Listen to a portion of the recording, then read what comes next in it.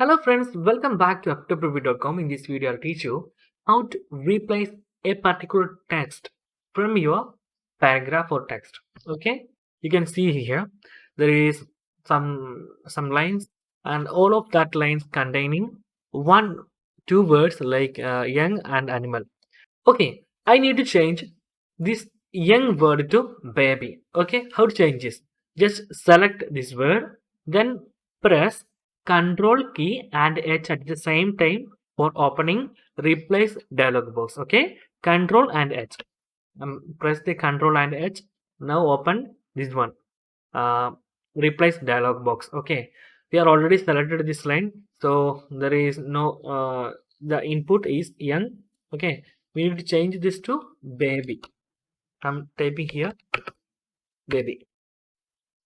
Okay, and you can replace that particular selected word or all of that word from this paragraph.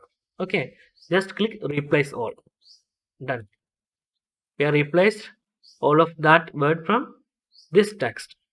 So in this case, you can use this method is what all of the notepad. This is the basic notepad from Microsoft, and you can use also this Notepad plus plus, the one of the best software for editing words.